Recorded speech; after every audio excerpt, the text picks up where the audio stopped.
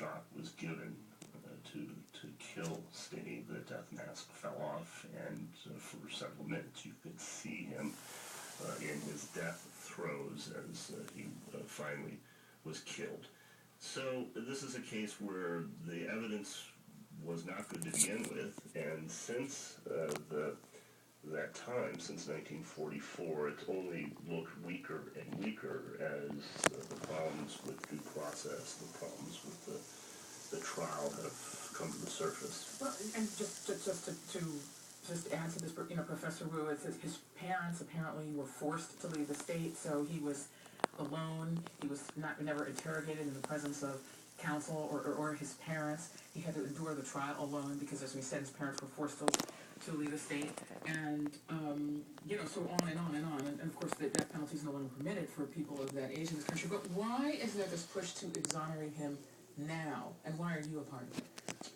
Well, this case it's one of these tragedies where it's important to reach closure. I think for society as a whole, whatever your racial background, whatever your politics, when we look at a case like this and we recognize that in this nation we value certain ideals, we value the notion that you have to be proven guilty beyond a reasonable doubt.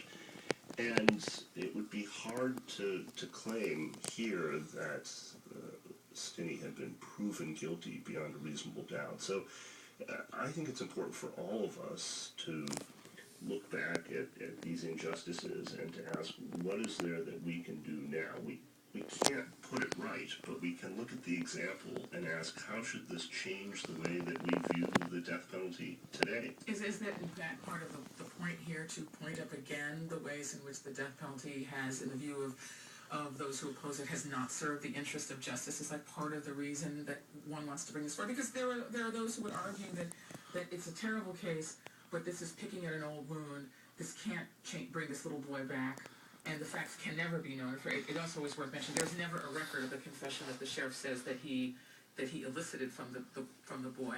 So the point of bringing it up, is it in part to point out the death penalty and the problems with the death penalty? I think there are two major points. The first is because an injustice was done in this particular case, and people want to, as best as society can, decades later, when you can't really put it right,